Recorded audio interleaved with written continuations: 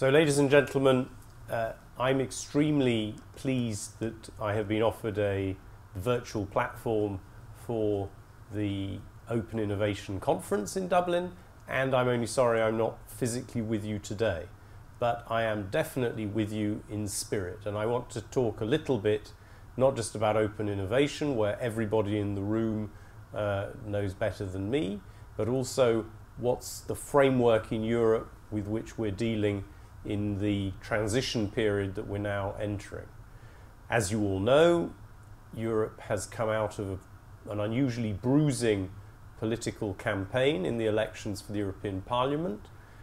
Parties which are politely termed populist have increased their share, and we rethink, in the light of this experience, what is the meaning of Europe and what is the role that Europe can play in order to be a more successful and trusted partner for the citizens who did not vote for Euro-friendly parties in the numbers we might hope for. That's the political challenge. The economic challenge is recovering faster and holding our own as a rich and innovative slice of an open global internet economy.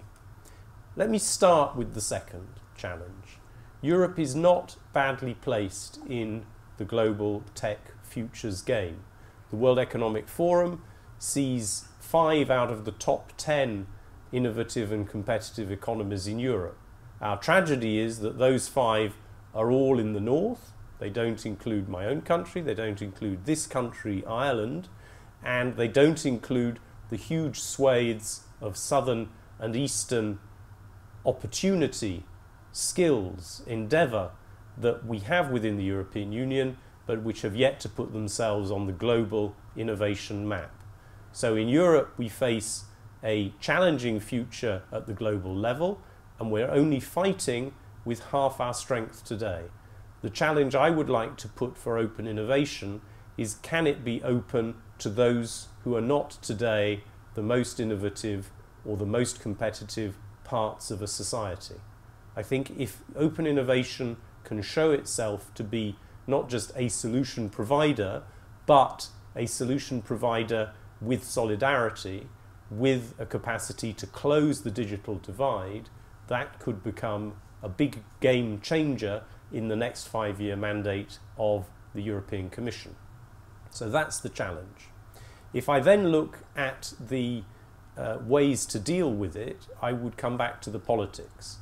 The 20, 30, 40% of European citizens who feel excluded from any narrative of a digital future are inevitably those who are less likely to think this matters to them, and less likely to think, therefore, that it matters whether or not European endeavour and open innovation can help them. So the big political as well as economic challenge that we face is to overcome this digital divide. If we could, in 5 years, significantly reduce, if not eliminate, the exclusion in our societies, if we could bring digital skills up to a level where everyone is regularly on the internet, where we are all comfortable with digital means of fulfilling our civic duties, like paying our taxes or renewing our car license, as well as using online skills to drive our health, to help us reduce our domestic heating bills, to fight crime, and to connect with our friends and family around the country and around the world. If we can achieve that sort of change, I think many other things will follow more smoothly than they are today.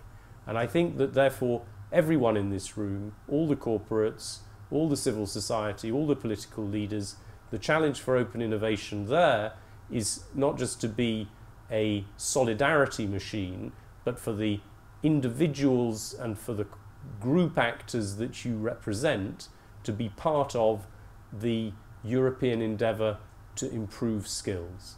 The Grand Coalition that President Barroso and Neelie Kroes launched in Davos this year is not going to be a 12-month one-off experiment.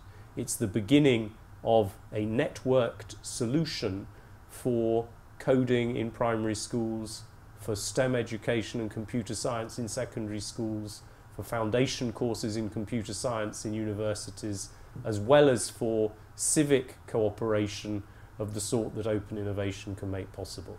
This grand coalition needs the support of every corporate citizen, of every community across Europe, if it is to be the network of solutions to this problem.